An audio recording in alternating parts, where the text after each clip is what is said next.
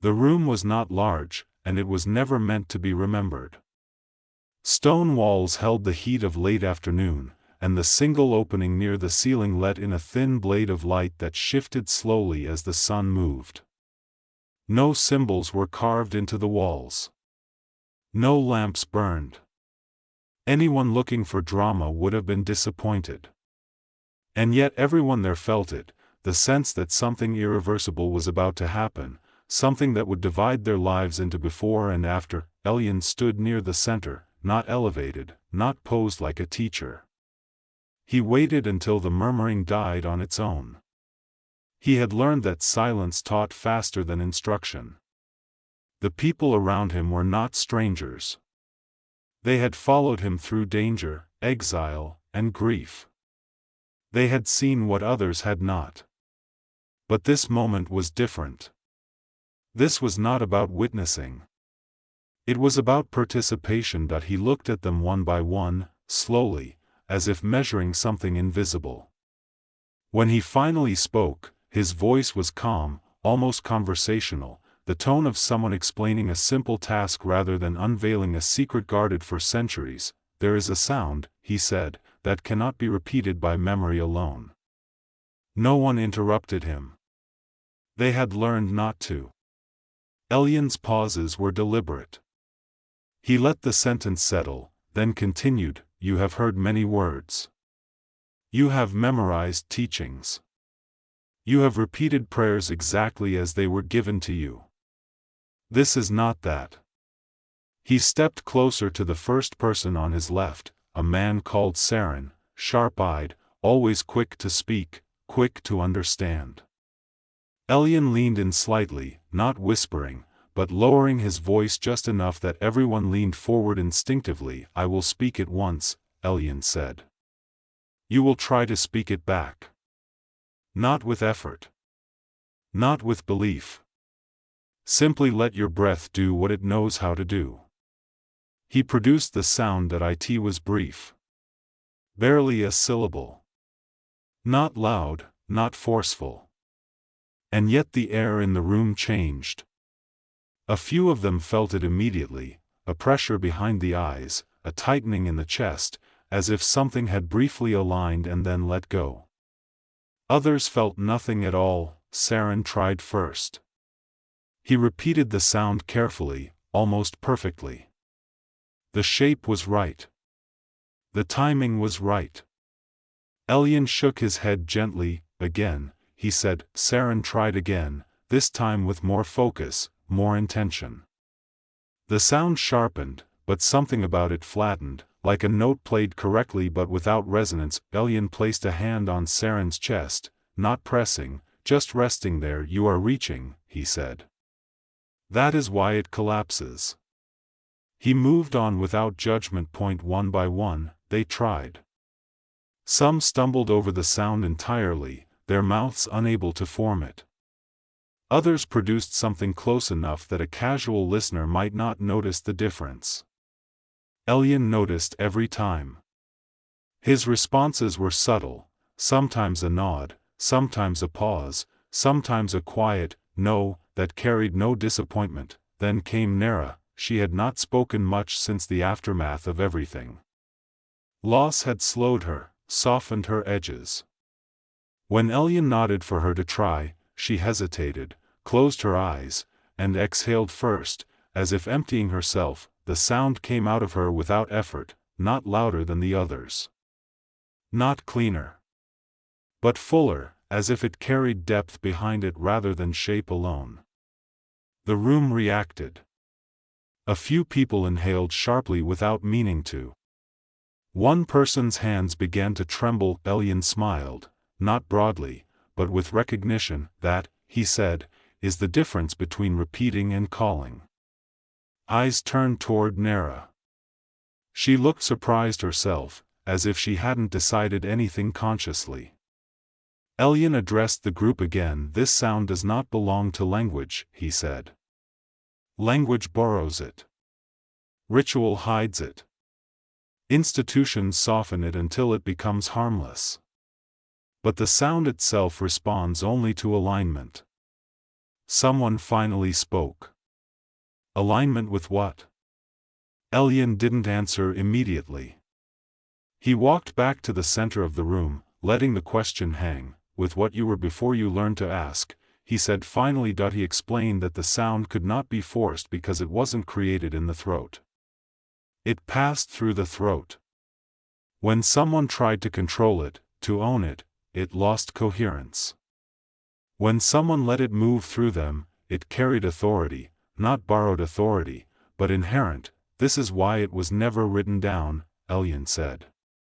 Not because it is secret, but because it cannot survive copying. He told them this was the first separation. Not between good and evil. Not between believers and doubters.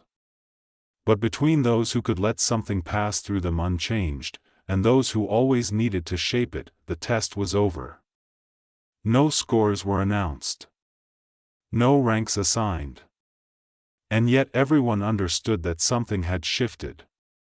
Some of them would spend the night trying to reproduce the sound in their minds, chasing it.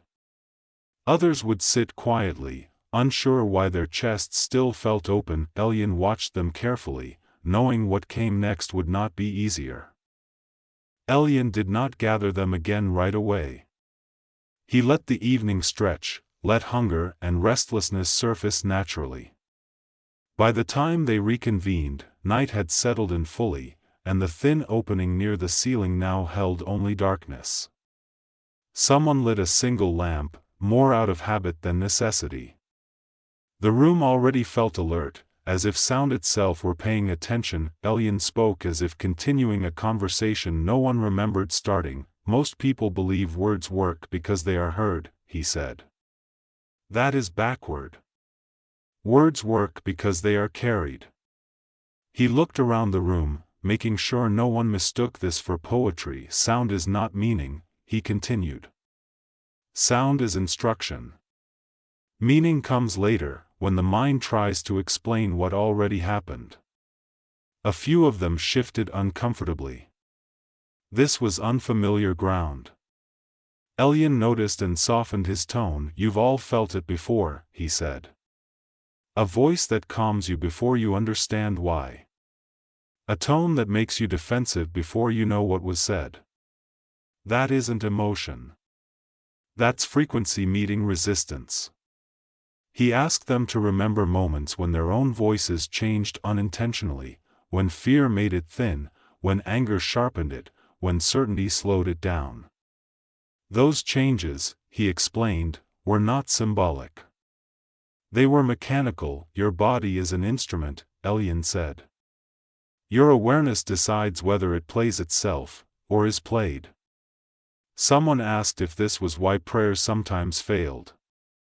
Elyon didn't reject the word, but he reframed it. Requests assume distance, he said. They assume something must travel from you to somewhere else and come back altered. The sound I gave you does not travel. It locks. He described it like two patterns clicking together. When the inner pattern was unstable, the sound slid off harmlessly.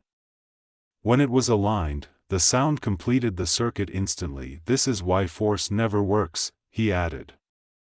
Force creates distortion. Authority creates coherence. They listened closely now. Even Saren, who had struggled earlier, was no longer trying to solve it. Elyon could feel the room settling into a slower rhythm. He explained that the gate word, as he called it, was not dangerous by itself. It became disruptive only in environments built on confusion. When spoken from clarity, it clarified further. When spoken from fragmentation, it echoed back that fragmentation uncomfortably. This is why it was buried, Elyon said plainly. Not by enemies alone. By caretakers who realized they could no longer mediate it. The idea landed heavily. Control through interpretation was something they all recognized in hindsight. Elyon didn't linger on blame. He rarely did. Instead, he demonstrated. He asked them to place one hand lightly on their throats, not pressing, just enough to feel vibration. Then he asked them to inhale slowly through the nose and exhale through the mouth without sound. Notice where the breath wants to pause, he said. That pause is where most people panic and fill it with effort. After a few rounds, he introduced a hum, low and unshaped, not the word itself, just the carrier wave beneath it. The room filled with overlapping tones, imperfect but steady. Something about the shared vibration changed the atmosphere again. It felt thicker, denser, but calmer. Now, Elian said quietly, do nothing extra. He produced the gate sound again, softer this time. A few people followed instinctively, their voices slipping into it without strain. Others stopped themselves midway, surprised. Nara didn't repeat it immediately. She waited until the hum beneath it stabilized, then let the sound emerge. When it did, several people felt a subtle pressure release in their heads, like a held breath finally let go. That, Elian said, is authority without assertion. He warned them next, not dramatically, just honestly. When you speak from this state, systems built on fear notice, he said. Not because they understand it, but because they lose grip where it passes. He described the pushback not as punishment, but as correction attempts. Doubt would appear suddenly. Fatigue without cause. Old habits resurfacing with strange urgency. This is not attack, he said. It is recalibration trying to restore the previous setting. The instruction, he emphasized, was not to fight it. Fighting re-engages the system, Elian said. Recognition disengages it. By the end of the night, no one felt exhilarated. That surprised them. Instead, they felt steady, grounded, quietly alert. Elian preferred it that way. Excitement burned quickly. Stability endured. That he dismissed them without ceremony. No closing words. No ritual ending.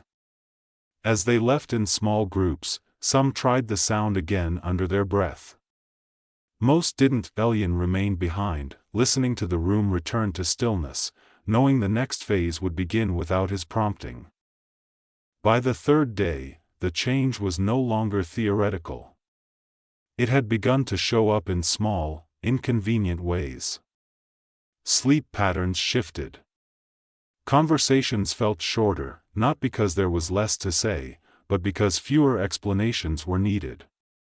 A few of them noticed that when tension appeared, it dissolved faster, sometimes uncomfortably fast, leaving nothing to lean on. Elian did not call this progress.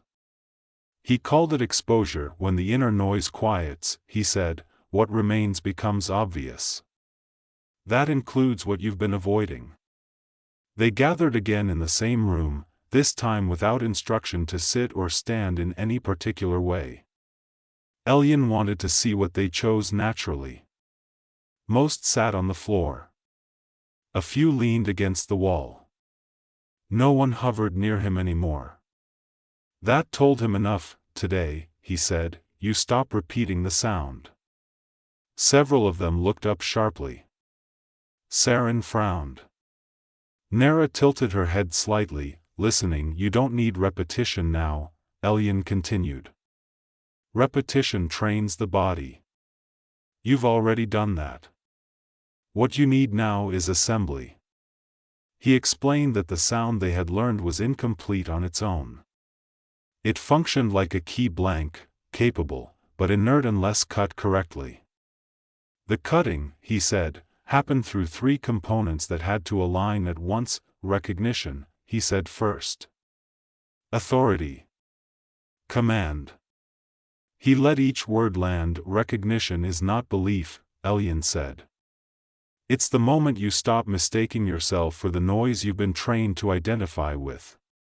He described it as a subtle shift, often mistaken for boredom or detachment. When internal commentary dropped away, even briefly, recognition was already happening. No effort required. Authority, he continued, is not dominance. It's responsibility. This part made some of them uneasy. Elian clarified quickly, when you speak from alignment, you are accountable for the effect, he said. That's why many prefer requests. Requests allow you to outsource consequence. Authority, he explained, meant accepting that your state shaped the outcome. No intermediaries. No buffers. Command, he said last, is simply direction without emotional charge. Not anger. Not pleading. Not hope. Direction. He showed them how these three components assembled naturally when the body was relaxed, the breath unforced, and the attention present. When any one component was missing, the sound either faded or bounced back internally, creating discomfort. This is why some of you felt resistance after practicing, Elian said. You were commanding without authority. Or recognizing without directing. He warned them again about the after effects, this time more concretely. When used daily, even quietly, the assembly would destabilize false urgency. People around them might react oddly. Old dynamics could collapse without discussion. Do not explain, Elian said firmly. Explanation is an attempt to regain control of outcomes that are no longer yours to manage. Nara asked what to do when fear arose. Elian answered without hesitation, let it speak first, he said. Then speak after. Fear, he explained, often surfaced as the last defense of familiar identity. Silencing it only fed it. Recognizing it dissolved it. Before they parted, Elian gave them one final instruction, do not turn this into identity, he said. The moment you think of yourself as someone who does this, you've already stepped out of alignment. The assembly was not a badge. It was a function. Used when needed. Forgotten when not. He did not tell them when to use it. He did not set rules. He trusted recognition to handle timing better than discipline ever could. When they left, Elian did not remain behind this time. He exited with them, indistinguishable in the low light, his presence already receding from their inner narratives. What remained was not a technique, but a quiet capacity, one that would surface precisely when the world demanded clarity instead of comfort. If you've stayed until this point, you probably noticed something. This story doesn't try to convince you of anything. It doesn't ask you to adopt a belief, follow a system, or reject one. And that's intentional. Stories like this exist to trigger recognition, not agreement. Some of you will feel unsettled after listening. Others might feel strangely calm. A few may feel nothing at all. All of those reactions are valid. What matters isn't what you felt while hearing it, but what changes in the quiet moments afterward, when there's no narration guiding you and no words filling the space. This channel isn't about answers. It's about sharpening perception. About noticing where authority has been quietly outsourced in your own life, and where it might be returning, not through force, but through clarity. If this story resonated, consider subscribing so you don't miss what comes next. Each video approaches the same territory from a different angle, and together they form something larger than any single narrative. If you know someone who's been questioning, drifting, or feeling the edges of something they can't name yet, share this with them. Sometimes recognition travels faster through story than explanation, and if you found value here, a simple like helps this video reach others who might need it at exactly the right moment. Thank you for listening carefully.